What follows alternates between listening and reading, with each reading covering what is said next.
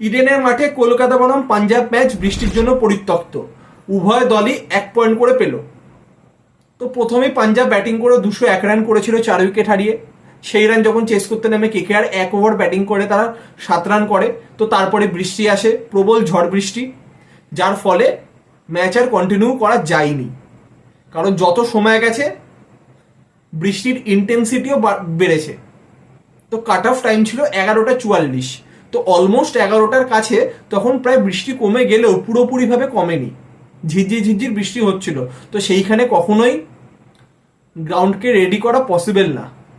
আর আকাশের যে অবস্থা, আবার বৃষ্টি আসার চান্স ছিল, তার জন্যই আম্পায়ারের সিদ্ধান্ত নেন যে খেলা আর কন্টিনিউ করা যাবে না। তো যদি কন্টিনিউ খেলা হতো আজকে কিন্তু আমরা থ্রিলিং একটা ম্যাচ দেখতে পারতাম।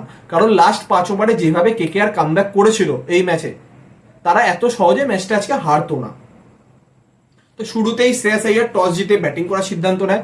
তারা 201 রান করে। এটা মাথায় রাখতে হবে, প্রথম 14 ওভারেই তাদের প্রায় 160 রানের কাছাকাছি হয়ে গেছিল।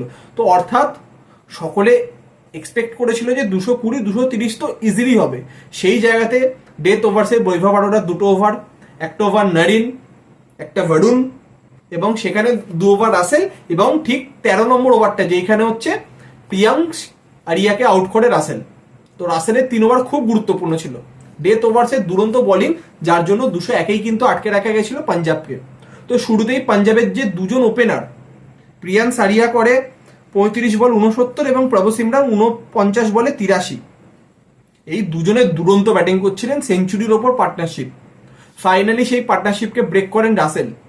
তিনি প্রিয়াংশ আরিয়াকে আউট করেন, তারপর নামেন শ্রেয়াস আইয়ার, তারপর বৈভব আরোরা আউট করেন প্রভু সিমরানকে, তারপর আসেন ম্যাক্সওয়েলকে ক্লিন বোল্ড করেন বরুণ, তারপর আসেন মার্কো ইয়ানসেন, তাকে বৈভব আরোরা আউট করে।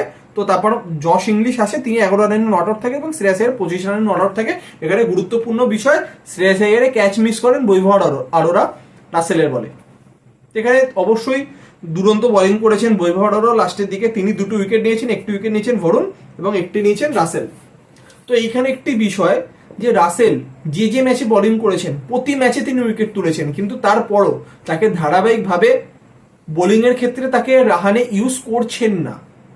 এটার কারণ কি সেটা সম্পূর্ণ তিনিই বলতে পারবেন। এর কারণ আজকে কিন্তু পাওয়েলের ডেবিউ হয়েছিল কেকেআর জার্সিতে। তো তিনি কিরকম ব্যাটিং করেন সেটাও একটা দেখার আজকে সুযোগ ছিল, সেটাও দেখা হলো না। তো কেকেআর একটা জিনিসেই খুশি হবে যে তারা লাস্ট 6 ওভার যেভাবে ম্যাচে কামব্যাক করেছে, নইলে 220 230 হয়ে যেত। তো সেখানে এটাই তাদের কাছে পজিটিভ দিক ছিল যে 201-এ পাঞ্জাবকে আটকে রাখা গেছিল। তো তারা যদি ব্যাটিং করতে নামতো তাহলে অতি অবশ্যই কিন্তু এমনও ছিল না যে চেস হতো না, চেস হওয়ার চান্স ছিল। এবং যদি বৃষ্টির পর যদি খেলা শুরু হতো সেখানে কেকেআরের কাছে অ্যাডভান্টেজ ছিল, কারণ হচ্ছে আউটফিল্ড যতই শুকানো হোক না কেন কিছু ভিজে ভাব থাকবে, যার ফলে বল ভিজে গেলে কিন্তু বল গ্রিপ হবে না। অর্থাৎ স্পিনারদের যে ভূমিকা, চাহাল বলুন বা ম্যাক্সওয়েল বলুন, তার ভূমিকাটা অনেকটাই কমে যাবে। কিন্তু সেই অ্যাডভান্টেজটাও কেকেআর নিতে পারলো না, বৃষ্টির কারণে ম্যাচ পরিত্যক্ত। এবার দুই দলই 1 পয়েন্ট করে পেল, যেটা হয়তো বা তাদেরকে প্লে অফে যেতেও সাহায্য করতে পারে, বা 1 পয়েন্টের জন্য তারা হয়তো টুর্নামেন্ট থেকে ছিটকেও যেতে পারে। আমরা এরকম সিনারিও বহুবার দেখেছি আইপিএলে। আমরা আশা করব এরকম সিনারিও যাতে এই বছর আমাদের দেখতে না হয়। তো এই ছিল বেসিক্যালি আজকের ম্যাচের আপডেট। তো কাল মেগা সানডে ডাবল হেডার, প্রথম ম্যাচ ওয়াংখেড়েতে মুম্বাই ভার্সেস লখনৌ, এবং সেকেন্ড ম্যাচ দিল্লির অরুণ জেটলি স্টেডিয়ামে দিল্লি ভার্সেস ব্যাঙ্গালোর। দুটো ম্যাচেরই বিস্তারিত আপডেট নিয়ে অতি অবশ্যই দেখা হবে নতুন ভিডিওর মাধ্যমে। তো এখনকার মতো এতটাই।